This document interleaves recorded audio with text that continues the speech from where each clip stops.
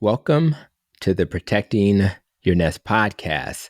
Today, we will focus on your thoughts, the part of you that we can't see, but certainly we can experience. Our thoughts are so important that it's part of my NEST acronym, reminding us to protect our thoughts like a bouncer protects the club from the wrong people getting in, allowing thoughts that serve us to enter while making sure the thoughts that may be harmful are not allowed in.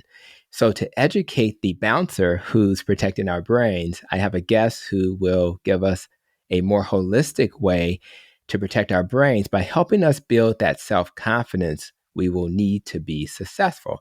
Today's guest is Alexandra Dochiva.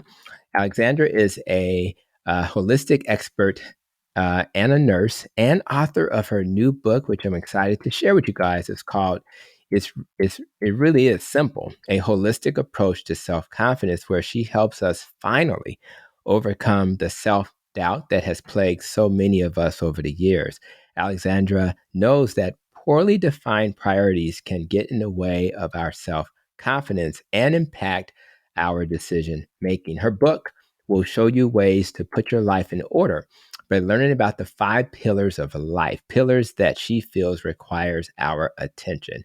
She has earned a bachelor's degree in music from the National Academy of Music in Sofia, and she earned a doctor of musical arts in violin performance from Louisiana State University in 2007. She has been practicing as a registered nurse since 2011 with a strong passion for educating patients on attaining optimal health. And with that, Alexandra, it is my pleasure to welcome you to the Protecting Your Nest podcast. Thank you so much for having me, Dr. Hampton. It's an honor and a pleasure.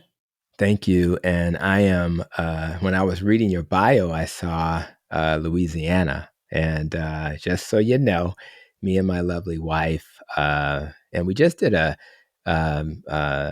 episode 100 of the podcast is an episode where we talked about relationships. So she joined me, and but we both are graduates from Xavier University of Louisiana. So Goodness, it's we are wonderful. Louisiana folk, just like you. And we miss, although I'm a low carb guy, I don't eat a lot of the same foods they feed us in Louisiana. I really miss the culture. I miss just being there, the people. I miss the people, warm people who have a little Southern flair, but who really are just regular folk just trying to live the American dream. So I really appreciate that connection that we have. So let's get our conversation started. And I want you to tell my audience a little bit about going back to the violin, right? Why were you in love with the violin, which led to you becoming a concert violinist? Where did that all come from? Oh, well, it's the parents, of course. Both of my parents are musicians. And when you're 6 years old from an Eastern European country, I'm Bulgarian, okay, originally, you don't always get to choose your career, especially if your parents have this specialized knowledge and professionalism early on. They thought that it would be a great idea if I become a violinist, because at the time, playing in a good orchestra or being a soloist was a great thing. It was perceived very highly from a cultural aspect. They didn't know that once the Cold War ended in 1989, things would dramatically spiral down in my country from a cultural perspective. There was no way they could have predicted that. So I started the Mhm. violin at age 6, indeed, and it was tough because while the other kids were playing in the street, right? So I described this in the first chapter of the book. It really bugged me. They were playing between 4 and 7 hours a day, and I had to practice the ballet in 2 to 3 hours when I was 6 to 8 years old. Then it grew to 4, 5, 6 hours a day until after high school, it was not uncommon to practice 9 or 10 hours a day the violin, and you don't get paid because you perfect yourself, right? It's like Mm. somebody highly dedicated to sports from early age. I'm sure they can relate. So I earned a bachelor's degree in violin in Bulgaria, but then an opportunity came, and I, with the help of my great professor, who was then in Louisiana State University, but now is teaching in Bloomington, Indiana, Professor Kevork Mardirosyan. He helped me come to America. I became his student. I earned a master's and doctoral degrees. That was in 2007. And at the time, I was already employed in the Syracuse Symphony Orchestra. So I moved from Louisiana to Syracuse, New York in 2006. I became a part-time member of the Syracuse Symphony, and things started smelling of trouble from the very start because from the first meeting that season of 2006, the fall of 2006, they were discussing with the union members whether to go on a strike over salary increase because management was trying to change the business model. And that's Mm, when many orchestras started downsizing and bankrupting. mm, And it became really scary because I had dedicated at that time 24 years of my life to the violin. I really had no scientific basis because I was in a highly specialized music school from the first to the 12th grade, and it was really mainly music subjects. So changing a profession at the time looked like a very like the absolute last resort and nearly impossible from a mindset perspective, right?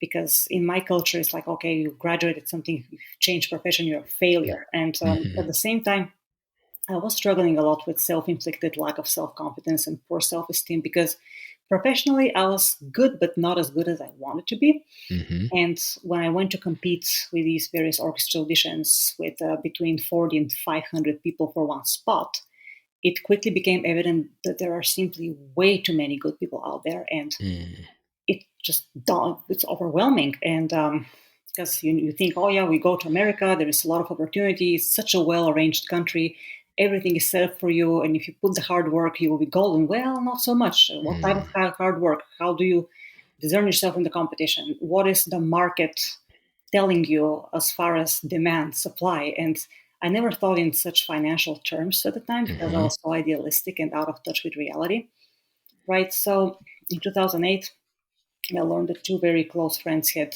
abandoned violin and started pursuing completely different careers. And that was the slap on the face because they were much better players than I was. Then I decided to go to nursing school. That was a school that was less than 4 years because I had been in mhm, college 11 years at the time. And I started nursing school, graduated in 2011, had a job awaiting for me in the ICU at that time. And that's when Syracuse Symphony went bankrupt that same year. And there were families in the orchestra that lost both incomes. I lost my income, but I already had a job in the ICU, which was the beginning of the really steep learning curve. I mean, forget the 3 years of nursing school, reading between 7 and 9 hours a day. I replaced the violin practice of 7 to 9 hours a day with reading 7 to 9 hours a day. I was probably one of two people in my entire class of 94 who actually read the textbooks from cover to cover and more than once because I knew how behind I was in my knowledge, let alone in English scientifically. And I had to be really on the top level to not be mediocre and be competitive, having realized how I had slept through my life as a musician as far as reality and economics was concerned and the real world demands and what was marketable and what wasn't. So nursing for me, excuse me, started in 2011. I have been a home care nurse pretty much for the entire practice I've had. So this has given me the opportunity to work with patients on an individual basis. I did work in a hospital at the beginning, like I said, ICU, then orthopedic trauma floor, night shifts for a year. And I found it wasn't satisfying from the perspective that you have five call lights ringing at you at the same time and you mhm. can't really address the needs of Yeah. any patients thoroughly. You have this huge patient dissatisfaction, big understaffing problem with the hospitals who were drowning on a shift trying to cover and take care of more patients that we could safely handle. Mhm, And that was a mass problem. And while I was working at the hospital at Dr. Hampton, I started quickly noticing how many healthcare professionals were quite unhealthy. Many of mhm, them had one or more chronic diseases with potential for multiple organ damage. Yet these people were teaching the patients how to live healthy. Then you notice the food that's offered to patients and visitors in the hospitals, and you start connecting the dots that this is really not geared towards healthcare. It's a business, it's a money making business, a big money making business. And I also noticed on the other end of the spectrum how many nurses were broke. mm, Well, financially, I had hoped, right? I would, hey, I'll have a full time job, a high demand job. I'll have work anywhere in the world I want. And then you see all these colleagues that are broke, they're working extra that's shifts. right. Money is never enough. And what do you mean it's not enough? You have seniority, 10 years seniority ahead of me. You're making twice the money I'm making. You're Mhm, broke. What is wrong with that? So their financial distress was adding to their health problems. Their health problems were adding to not having enough money. And then their relationships suffer from that whole combination. So a year later, I went to home care. For the last 8 years, I've been in home care. I noticed the exact same trend with the patients. As a home care nurse, I don't have a specialized disease I treat. I see Hmm. every disease known to man because you go into the homes of the sick patients that you see in the emergency room. My boyfriend is the emergency room nurse for the last 25 years. So he sees these every disease is known to man from the most acute perspective. Hmm. Then I see them in the homes, in their homes when they're kind of stabilized, right? But they're still very sick if I have to go in their homes and educate them on the chronic disease that is most like 90% of the time completely reversible because it's man-made due to lifestyle, right? And in the patient's home, just as with the nurses in the hospital and doctors, you have relationship problems, you have health problems, you have money problems, and everything combined is just this wicked circle that doesn't allow for balance in life. It doesn't even less for abundance in life or happiness or any control over your own life. And I started thinking about this very, very deeply as I started investing in real estate in 2014 to learn how to create cash flowing assets that are not relating to a job. And now I know I own three real estate rental businesses. I happily manage them myself because I'm very independent and Hmm. self reliant. And that's where the book came into action. In 2020, people started asking me, how are you so healthy? How are you so fit? How do you make the time to go to the fitness gym 4 days a week for 2.5 hours a day? How are you maintaining yourself so well on a whole foods, organic, vegan diet and not making a compromise? How do you create all these multiple streams of income and work at the same time? So that's a lot of things to handle, and you're able to handle it. And I told him, look, it's a focus, it's a mindset, it's self integrity, right? You question yourself, you build a plan. When you have goals, your self esteem grows, especially once you start fulfilling one goal after the other. And it was very important in 2008 when I changed careers. I hit this very low, low bottom in my life, emotionally and professionally and personally. And that's where there was no other way but up. And it either crushes you or it elevates you. I chose the latter.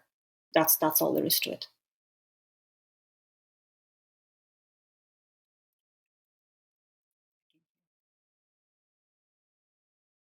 Um, Thank you. I was muted, but you have so many nuggets in your introductory comments that I'll just touch on what came to mind. The first is I do agree with you. Um, as I think about my kids and I wear my WashU hat, we got to think long term. We can't make assumptions. So as you were trying to make decisions about career and where this is going to go, I think everybody listening, think long term when you're trying to think about your goals. I love that. And you also suggested that you are a person who's about taking care of business, getting the work done. So, there's work that needs to be done in order for us to be successful. So, if you want to find success, it's okay, but you're going to have to do the work that comes with that. That's really critical. Um, I also, it resonates with me. I agree with you that the hospitals don't feed us properly, and they make us sicker sometimes. So we need to, as we advocate for the things that we're doing, we have to also get those dietary guidelines and others to, feed, as you suggested, whole foods. And even though I'm more of a low carb guy, and I eat whole foods. I just include animals, and you eat more plant based. But I'm gonna tell you something. That's so much better. Either is so much better than the diets that so many people are eating. The standard American diet as an example, and I would Right. assume that's the same in the country of your origin. And then finally, one of the things I told my kids, as they're kind of finishing their education, we have to understand money. We have to understand how to benefit from it. Even the book that I didn't really promote much, my Fix Your Diabetes book, right? You benefit from that like years later. I think I wrote that 5, 6 years ago, and you still get like residual like money from that. It's crazy. So why not Right. do those types of things? That's what I'm teaching my kids. Let's find ways to make money.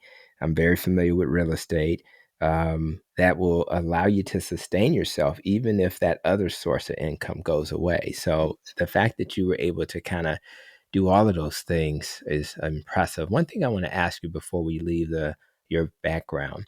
I think I heard another interview where you suggested you're not really picking up the violin much. But my question is, has the arts in any way impacted how you do anything else, like your nursing, or does the art still come into play, what you've learned from that experience? I think part of it is the hard work, right? Because you had Yes, to work the so main hard. part. Anything, yeah, what comes to mind when you think about the impact of that experience in terms of making you the person you are today? Art is often associated with beauty of the experience, spiritual experience. So the spirituality and the beauty of making somebody happier and allow them to have an easier and more fulfilled life. It's a good thing when you leave a patient's house. That is an art in itself because you need to learn communication. That was another thing I was really, really, really behind as a violinist because you sit in the orchestra and play, you don't talk.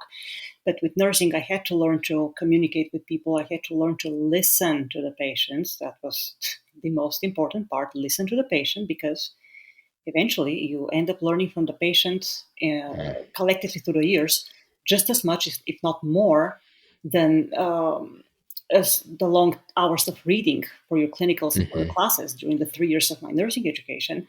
And you see, my boyfriend was very helpful with that because he has been an emergency room nurse for 25 years. And many of his colleagues, including doctors and nurses, no offense, but many healthcare professionals, they just don't listen to the patient's story. So the Mm-hmm. patient goes to the emergency room, tells them a story, and they do something that's completely irrelevant to what the patient tells them. And then you listen to the story, and the problem gets fixed many, many Mm-hmm. times. So in the home, even better opportunity to listen to patients. And granted, some people are lonely; they just love to talk, and you have to redirect them many times. But listening to the story of the patient, that is an art in itself. And Mm-hmm.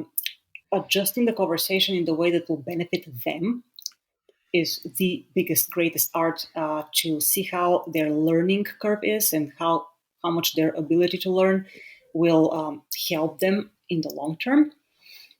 I find this to be one of the most challenging parts as a home care nurse, and I'm still, of course, perfecting my methods. But every year it gets better and better.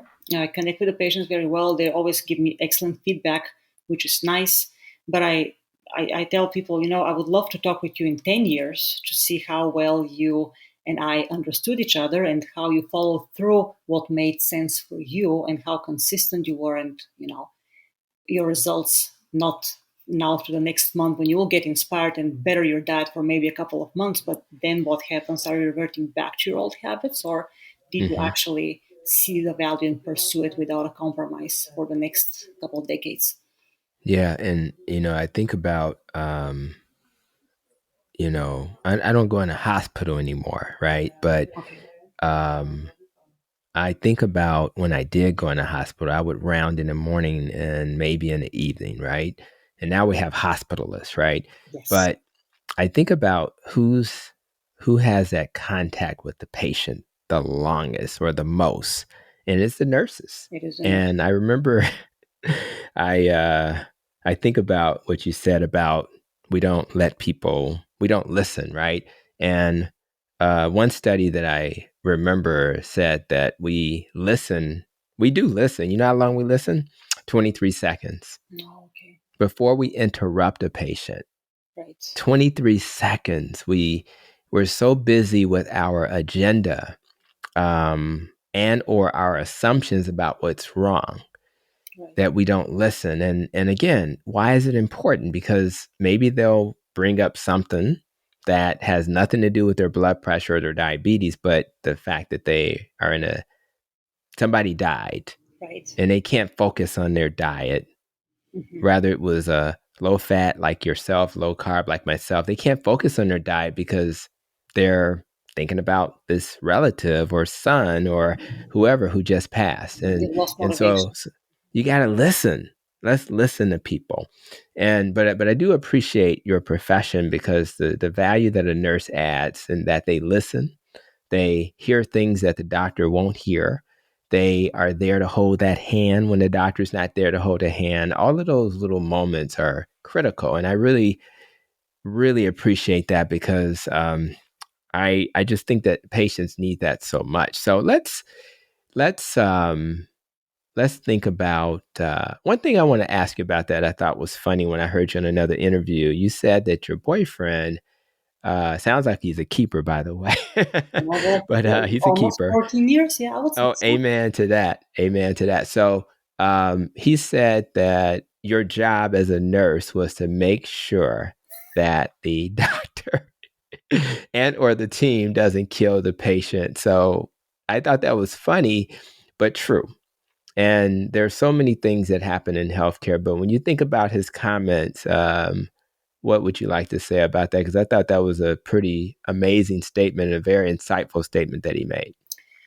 My boyfriend is one of those people who have developed the proper amount of cynicism and humor in order to stay sane in his profession. Okay, as Yes. next year it will be 30 years since he has been a nurse. I've been only a nurse for like 11 years. 25 Mm-hmm. of these 30 years are in the emergency room. And while he has worked with some absolutely amazing and thoughtful doctors like yourself, there are also doctors that are not like you, which Mm-hmm. I'm sure have inspired you to become what you are and Mm. how you are, learning from their approaches that you don't agree with. Well, in the emergency room, I mean, everywhere it's critical to have a doctor who is thoughtful of the teamwork and the patient's need and family need. In the emergency room, he just sees this a lot, right? And he has had to argue with doctors and advocate for patients forever and ever and ever.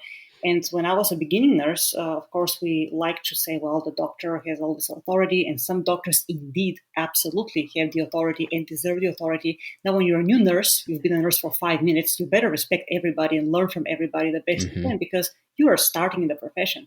But I was telling him about certain doctors, how they had related in our communication, and he would quickly say, no, this is not, that's just not. The doctor is having a fit. He's absolutely wrong. Your job is to do this and this and this. And then in Mm-hmm. other cases says, oh, that's a good doctor. That's a great person because of X, Y, and Z. And he would analyze the situation because I would go home. And of course, I had to tell certain stories without, of course, exposing the patient's name. HIPAA, I'm very mindful of that. But the conditions he had seen so many times. So he was a great teacher at home. But that's why he said it, because he has had multiple patients die in the emergency room, including Mm. children, from bad communication between a doctor and the nurses, and then the laboratory messing up tests. And Mm. this is something to really pay attention to. So that's why he said that. And he has said it multiple Yeah, times. I love it. He's right. He's so right. I know we use that term, wing in my health system. We say, we're each other's wingmen. We can say wing women, of course, Yeah. as well. But Mhm. at the end of the day, I am so thankful when I have a medical assistant that'll point something out, or a nurse, or because we're human and we have so much that we're doing that we have to kind of pay attention to. So it's really a all hands on deck team sport. We do want to live in a world where the so-called head doctor role is able to hear from others, not just the team but the patient. There's just a lot of adverse things that occur when we don't communicate. So I think you're right. Communication is important, and being humble is important. And hey, I saw the textbooks that one of my nursing colleagues had, and it didn't look any different than mine. So the education is very similar. It may be a different length of time and other factors, but at the end of the day, human beings are human. They make mistakes, and we need to work as a team to take and live our purpose. So let's talk a little bit about your book and confidence. So one thing I've learned over the years is that no matter how confident I want to be, there are moments, right, when you feel vulnerable, you even feel like a fraud, and you just feel like you're not worthy of the success that you desire, right? In those moments, it just would seem logical. It would be logical if I had more self confidence, right, or self esteem. In those moments, I would probably do much better, right? Right. And I think we all want that. So let's talk a little bit about as we reflect on your book. What's the best way for us to build self confidence? I know you have some pillars that you talk about in your book, so maybe we can maybe start there. Yes. So, first of all, you need to set goals. Goals elevate your self esteem, first of all. The Mm-hmm. self confidence comes by completing your goals Mm. Mm. and by learning from the mistakes. You have to acknowledge that you will fail several times, but not be afraid to do that, because that's our academic thinking, right? Failure is bad, mistakes are bad. But certain mistakes are okay Mm-hmm. because they help you grow if you don't give up. Mm-hmm. If you don't give up. Okay, that's where relationships come into place, because is somebody putting you down because of your mistakes and trying to get you to give up, or are they encouraging you in spite of your mistakes? Um, the book really helps people elevate the five, like you said, important pillars of life, which are health, spirituality, career, finances, and relationships. None of these aspects can be neglected if you want to be a whole person, and you keep working through these aspects for the rest of your life, you will start from what seems to be the most pressing problem, but you need to recognize that it's all connected. So Mm. if your money is the biggest problem, you cannot neglect your health for the sake of working 60, 70, 80 hours and not nourishing yourself appropriately or getting the sleep that you need. I mean, you can do it for a short time period, but in most people, it becomes a chronic neglect of themselves Mm-hmm. for the sake of someone else or something else. And that's where things spiral down fast at some point when your mind and body catch up with your age, right? So the earlier you understand that every one of these aspects is just as important as what you think now is your present problem, and you simultaneously work on all of them, you will achieve a beautiful life if you're consistent at it and if you put your mind into it. Yeah. Every age has different priorities. Like you say, you try to teach your children now to prioritize and set long term goals. Well, it's hard to set long term goals when you're 18 or 17 because you haven't lived long enough. You haven't gone through the midlife crisis yet to see that, okay, so I'm now 30 something years old, I have nothing to show for it.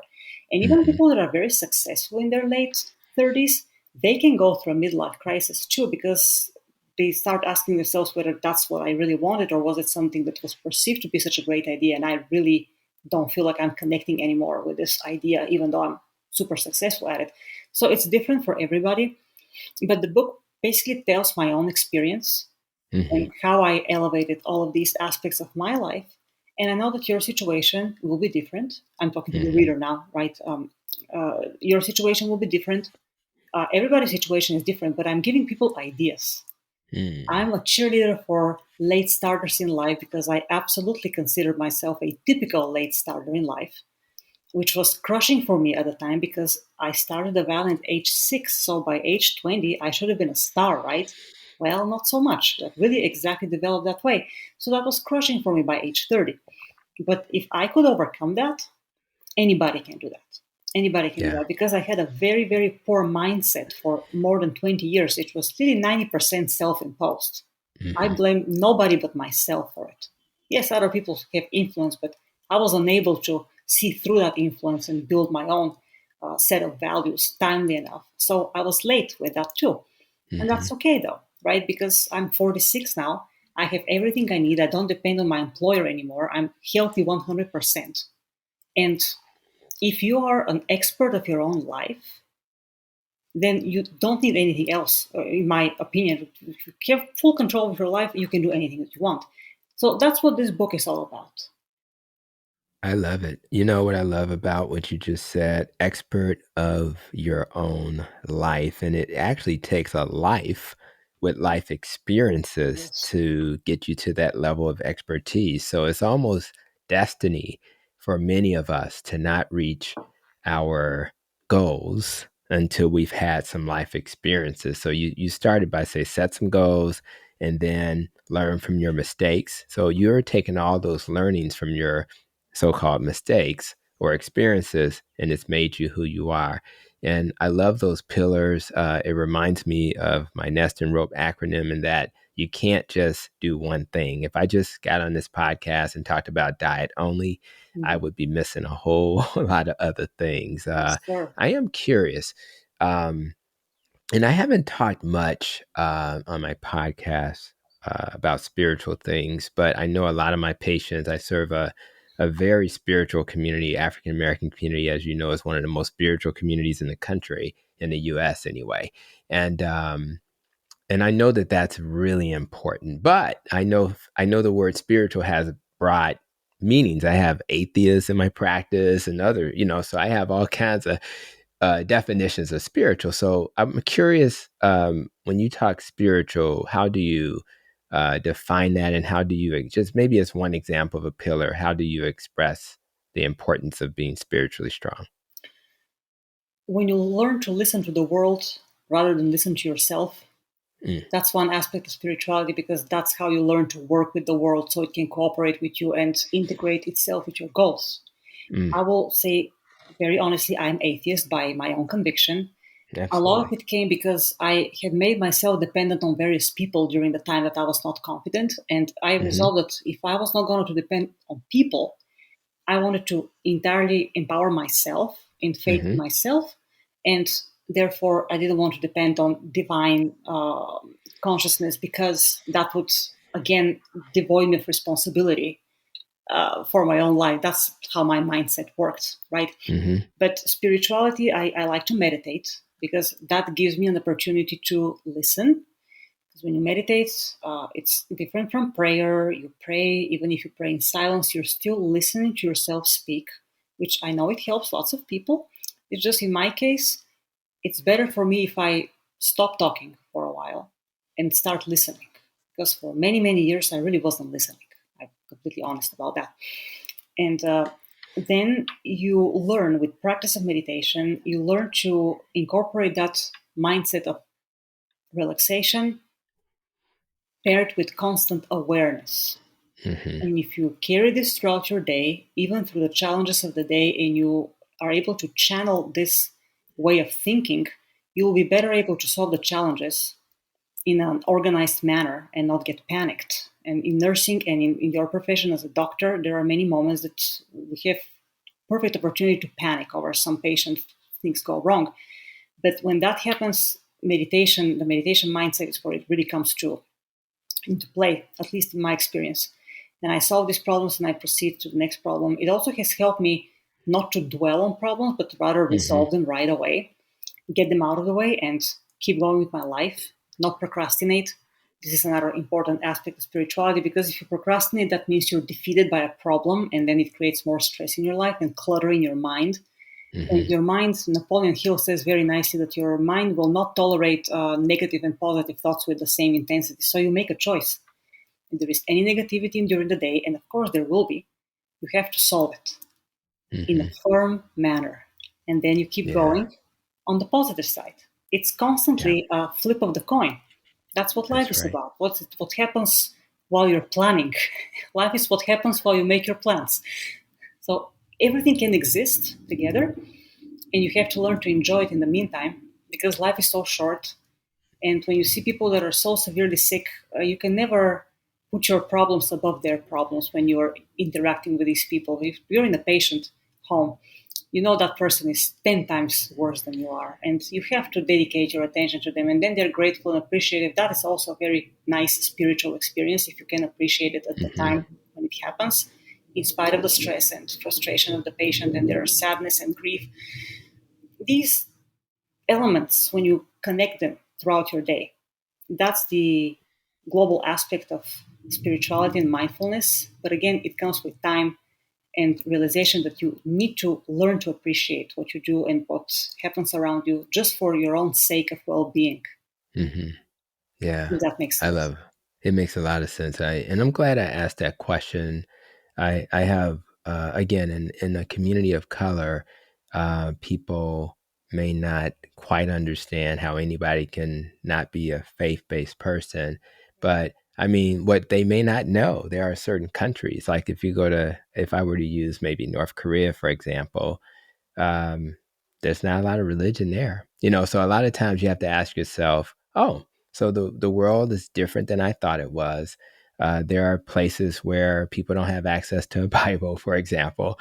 And does that then make those people bad people? And the answer is, of course, it doesn't. So, and I have patients who are agnostic or atheists who are absolutely well researched, and they did their own little journey. They took a journey. They spent years, probably know more about religion than the average religious person. They just found that they couldn't find evidence for the existence of a God, or they couldn't find evidence. So they just, that's where they landed. And I think that we want to live in a world where we allow people to be who they are. We focus on who we are. We grow and learn from each other. We listen to each other. And I think that's really important. But I definitely wanted you to define it so that there's this ideal of spiritual, and it's so much more than just religion. So I think that's really important. I wanted to message that. But I also want to ask you, once people have learned your pillars and they're kind of living a life where they're trying to keep their confidence, it maintaining, it's just like that diet, right? We talked Yes. about low fat versus low carb. Maintaining is the hard part, right? So your thoughts on how do you maintain once you've built up your confidence? What do you suggest people do to kind of maintain it? It's not hard to maintain once you achieve it. Mm, If you truly achieve it, it becomes part of your integrity.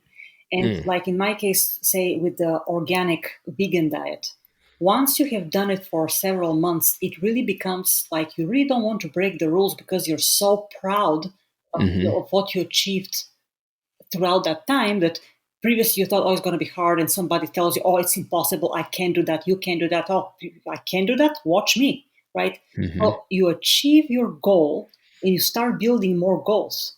You're not going to reverse back if you truly believed in what you are doing in the first place.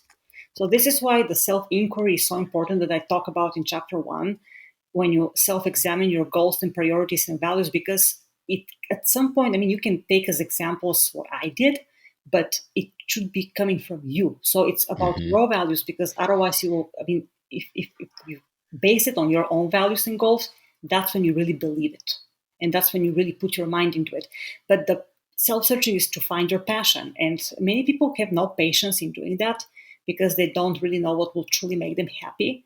So they don't take the time to think about this and write down things that excite them and that they would like to pursue, even though you may have no idea of how to accomplish the goal. But the very fact that you would love to try and see and learn about it can be very inspiring if you have the patience to do it. And these 5 pillars, they really aren't my pillars, they're everybody's pillars, because mm-hmm, everybody needs good health. Everybody needs solid spirituality and peace of mind. Everybody needs to have a career where they feel truly helpful and useful to society. Everybody needs a financial system that will allow them the freedom to make the choices that they deem better, best for themselves without compromising because of lack of money. And everybody needs to be able to sort their relationships in a way that they align with their goals and dreams. And if mm-hmm, you're in a bad and supportive situation, can you remove these people from your life, or should you remove yourself from these people by making yourself less available? These are all things that are really worth thinking about, and these pillars belong to all of us. Some practitioners have 15 pillars, others have 10. It doesn't matter. You may have 3 pillars for yourself. mm-hmm. If you create your own structure in your mind and you follow it, you'll be you'll be golden. Yeah, absolutely. And what when I listen to you, I think about this concept of self-efficacy. You talked about the importance of us kind of making a decision. It's got to be from within. And motivational interviewing talks about self-efficacy, and that's basically what that's all about. It's like, okay, I'm gonna be here, I'm gonna walk with you, I'm gonna coach you, I'm gonna give you knowledge, but man, it's got to come from within. Mhm. And sometimes you have to really nudge people in the beginning. Maybe they've been surrounded by so much negativity Yeah. that they can't see the forest for the trees, so we have to kind of help remove that veil first. But then once it's removed, I need something inside of you that's going to say, this is something I want to do.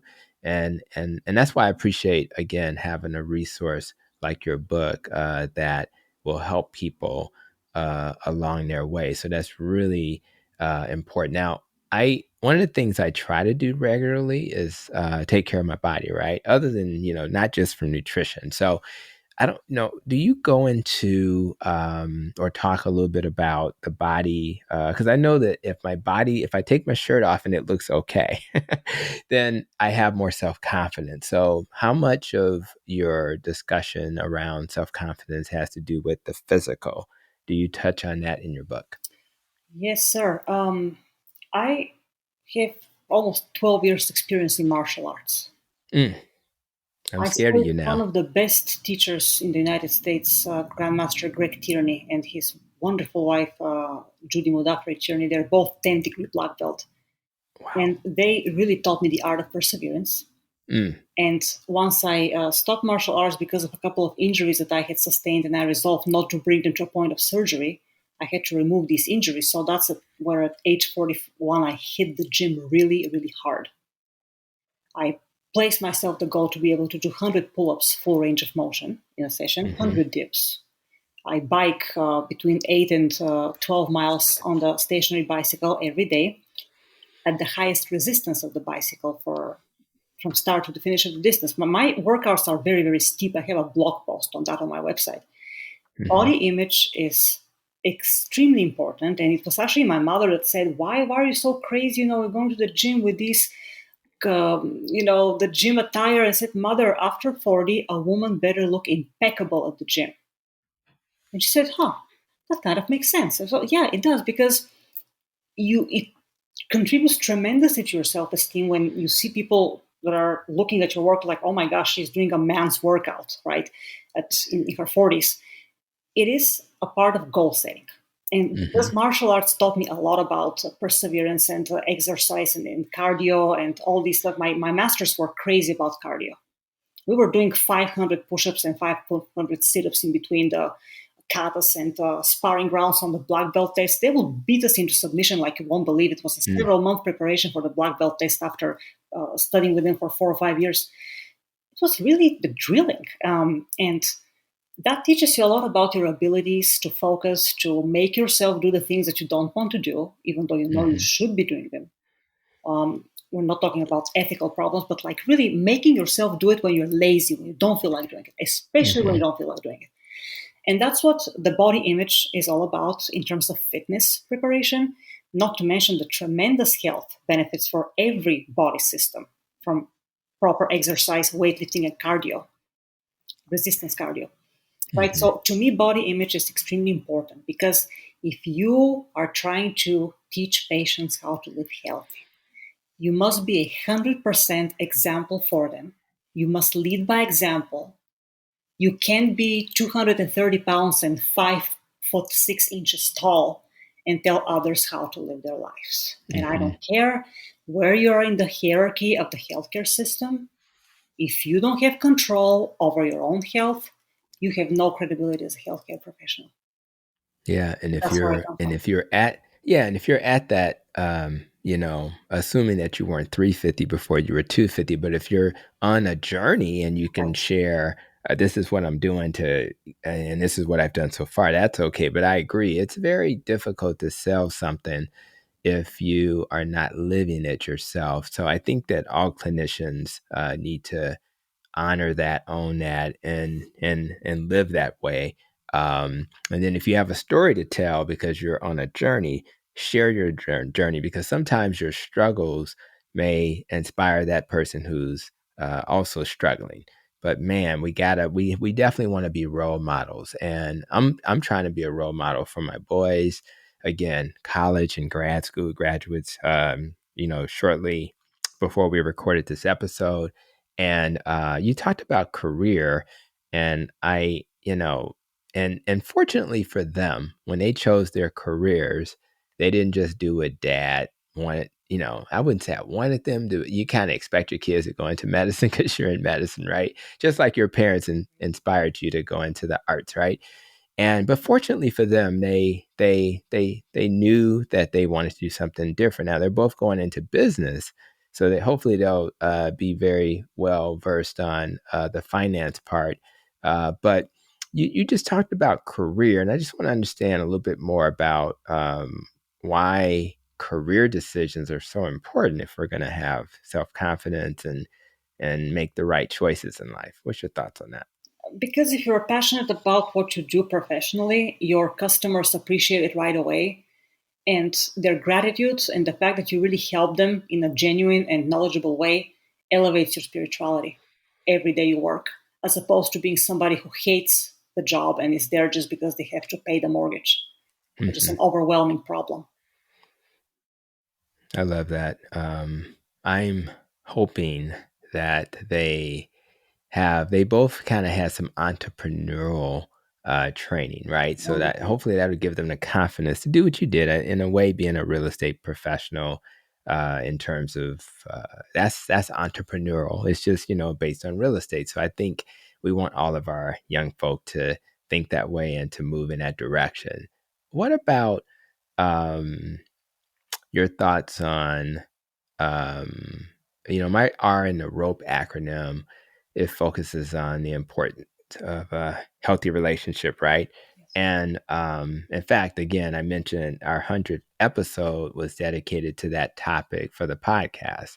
So you mentioned it, that healthy relationships are important, right? To help her talk a little bit more about why our relationships are instrumental, are foundational in making sure that we're successful. Just talk a little bit more about that. This is because our relationship with the closest people greatly influence our decisions on all five pillars of life. Hmm. What health choices we make, how do we proceed spiritually through problems, how we spend our money and on what, how we Hmm. prioritize our expenses, and what other people we hang around. Hmm. Relationships can influence you in a poor or a good way, and with every age, priorities change. That's the big problem, right? Sometimes, but as you grow older, you learn to prioritize your time, which is your most valuable asset. You lose your time, it never comes back. So you better surround yourself with people who, A, don't waste your time Hmm. with unnecessary talk, complaints, grievances, people that align with your goals and dreams, meaning just as equally goal driven as you are. Because there will be those internal complainers and negative Nellies, which are very easy to influence a mindset. As soon as I learned that I need to stay away from these people, you don't really have to explain much to them, and it's not that they are necessarily ill intended towards you, but they can be very ignorant in many ways. For example, when I Hmm. started learning about investing and precious metals versus stocks and real estate, I had wonderful friends who said, "Oh my gosh, this is a scheme. Please don't do that. Keep your money in a savings account. Stay Mm. away from that. It's your hard-earned money." And A savings account. right, they have a savings account. I quickly understood they were very well intentioned, but they were just as Hmm. ignorant financially as I Right. was. So Right. I decided not to listen to them, but to keep reading. That's how Hmm. you sort of the relationships. Certain topics you can discuss with your friends, but if they're completely on the lost about that, you better seek advice somewhere else. Because there are these people who constantly listen to their close friends and Hmm. they never move anywhere forward in their lives. And that's a problem. Yeah, they do. And it's so funny. While I was asking about the value of relationships, my wife hands this to me, even though Oh, I hate the plastic part. But isn't yeah. that ironic? Literally, while I'm talking about the value of relationships, she's being a partner and helping me, even during this podcast. So I agree. And that's why I'm so happy we did a relationships episode. For those who are listening or watching, So she's a definitely keeper too. she absolutely. She adds so much value, and she's a pharmacist by trade, but she's giving me a prescription of love by handing me Awesome. some fluids, and I just love that, and so I appreciate that. When you think about your purpose now, you've written a book that's going to bless us with some positive thoughts about maintaining our confidence.